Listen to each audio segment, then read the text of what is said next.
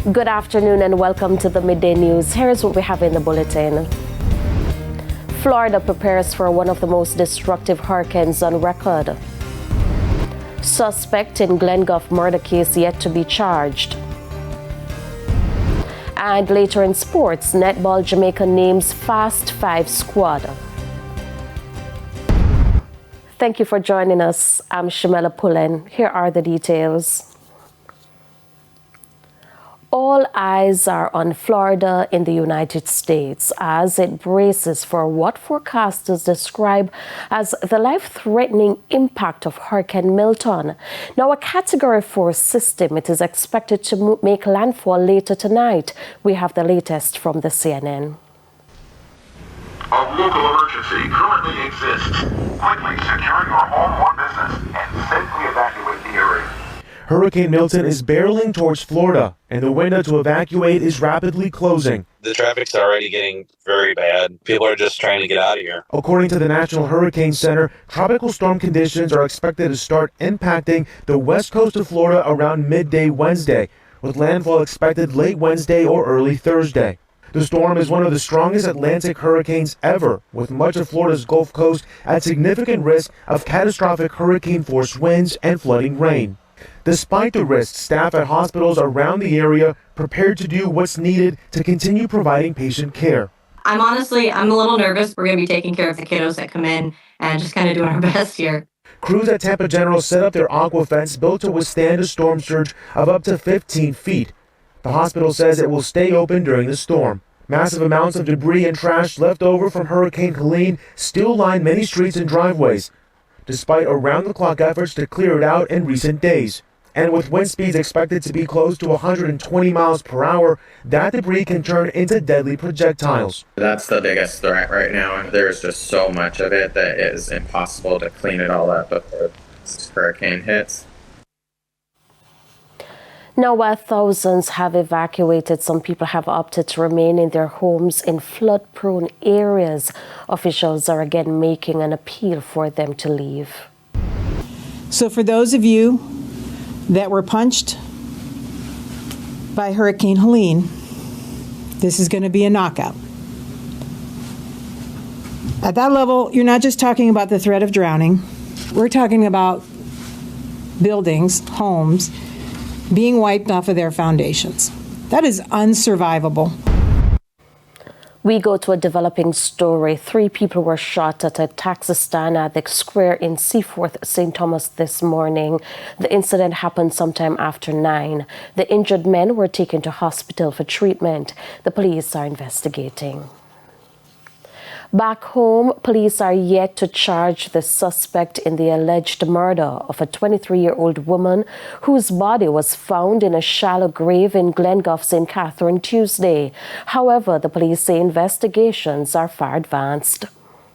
It's been a heartbreaking 24 hours for the family of 23-year-old Lisa Gay Cobre. They had been searching for her since she went missing on September 28, but little did they know that she was closer than any of them would have imagined, buried in a shallow grave meters away from her home. The police were led to that location in retreat by a close family friend. According to Superintendent Hopton Nicholson, who is the head of the St. Catherine North Police, the investigation is ongoing. The police are now awaiting a post-mortem to be done to determine the cause of death. Today, September 28, 2024, Lisa Gay Cobre was reported missing at the Glengoffe police station.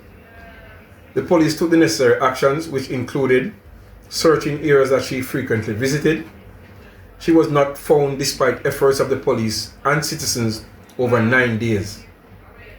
On Monday, October 7, a man reported to the police in the St. Andrew North Division that the body of Lisa Gay was buried in a shallow grave near her home in Glengoffe, St. Catherine. The 20-year-old suspect remains in custody. Superintendent Nicholson explained he's not biologically related to the victim.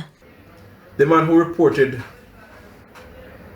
the matter to the police is a 20 years old farmer who resides in the same vicinity as Lisa Gay. At this time, the St. Catherine North Police is conducting the necessary investigation, and I can tell you that the man is in the custody of the police. Any relation, because person said that is the brother of the deceased? No biological relation, but they were raised by the same mother, same lady, raised both of them. The authorities are urging anyone with information to come forward to help shed light on the events leading to Miss Cobre's tragic demise. We were informed that the suspect has had a run-in with the law before for sexual offenses, and so he being back in the community, the citizens, some citizens were wary of him, but as you can understand, persons cohabitating, things do happen, and we hope that if persons should see or hear anything, whether in their household or neighboring household, that they will just reach out to the police so we can intervene before it's too late. Amoy Harriet, TVJ News. The Foreign Affairs Minister says significant improvements have been made in Haiti. Kamina Johnson-Smith says this was as a result of the establishment of the Presidential Council earlier this year. She was speaking at today's post-cabinet press briefing. Transitional Presidential Council exists. They have been working through many of the difficult issues that establishment of institutional frameworks to take them back to elections requires. So it is good news to note that they are almost there with establishing the Provisional Electoral Council, which is the body that is constitutionally authorized to implement all the steps and requirements needed for elections. You might recall that elections are, and the life of the council is actually scheduled for 2026. So the hope is to have things in place to allow that timeline to be met. And the Electoral Council is therefore one of the critical milestones in ensuring Haiti's return to democratic governance. Still at the press briefing, Information Minister Dr. Dana Morris-Dixon sought to clarify the lack of transparency around Prime Minister Andrew Holness's recent trip to India. Concerns were raised as to why the country found out about the visit through social media after the Prime Minister had already arrived in India. In terms of the PM's trip to India, this was very actually coordinated in a very short period of time. And we would have sent out notifications in relation to travel. We usually do. That is done through the Office of the Prime Minister. And Naomi is here. Naomi is our press secretary, and she usually sends out our press notifications. And so if that was an issue in terms of timing, that is obviously an apology. That is necessary there. But it is a trip that was very much known in, especially in the public sector. We were working for several weeks across all of the ministries to look at where MOUs would have been necessary, working with our Attorney General's department to ensure that the MOUs were reviewed. And so it is, as you said, it is important that prior to any engagement like this, that it is we make notifications, and that is very clearly noted. It's time for a break. Stay with us. More stories when we return.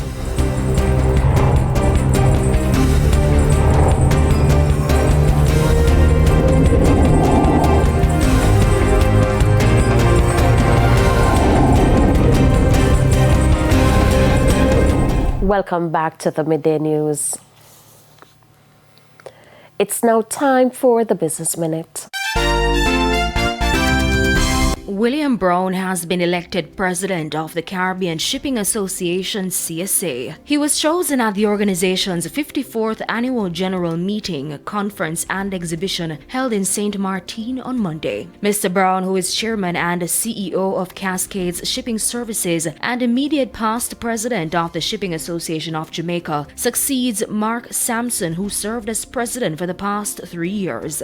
He has served as the CSA's vice president and Group D chairman prior to that. Now, Maria Del Mar Rodriguez was elected as the CSA's new vice president. Mrs. Del Mar Rodriguez, who was previously CSA Group C chairman, is the assistant vice president for Hispaniola and U.S. Virgin Islands at Tropical Shipping. Further afield, according to a U.S. national survey, a quarter of employers say they are considering adding coverage for GLP-1 drugs for weight loss. These are medications like Wegovy that are intended for diabetes patients but have become popular for just weight loss use. Medications like these have been typically covered for employers for diabetes, but not so much for employees who aren't diagnosed with the condition. Workers will now learn whether they'll be eligible during open enrollment launching this month at some companies. Now, a percentage of employers already covering the medication say they are considering dropping the drug given the cost. Wegovy, for example, is about $1,350 for a 4-week supply. And that's it for the Business Minute. I'm Amoy Harriet. And here is a preview of tonight's health report. In this evening's health report, we look at menopause. It's not something to be ashamed of, but a lot of women, they don't want to talk about it because it's admitting that I'm changing. My hormones are fluctuating. Something is wrong with that picture.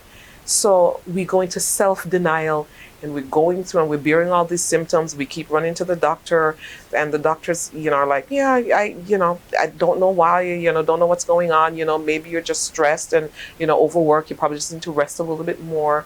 And so they just keep going and going and going. And then things just keep getting worse and worse and worse. But I love to tell women it's nothing to be ashamed or afraid of. That's the health report in Primetime News at 7. And now for today's health living tip. Drink plenty of water to alleviate hot flashes. Exercise regularly. Establish a consistent sleep schedule. And engage in enjoyable activities. Time now for the top regional and international stories.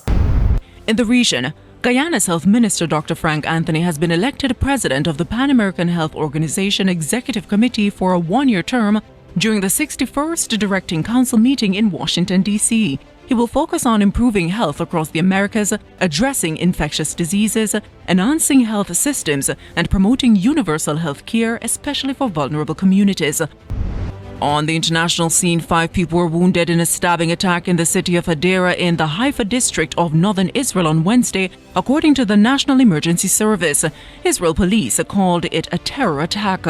The National Emergency Service reported that 5 men with stab wounds were transported to hospital. 2 men aged 50 and 70 are in serious condition, while 3 others aged 55, 60 and 70 are in moderate condition. The police said the suspect has been neutralized, adding that there were 4 crime scenes in the attack. And those were the top regional and international stories. I'm Nakinsky Robinson. We take another break. Sports is next.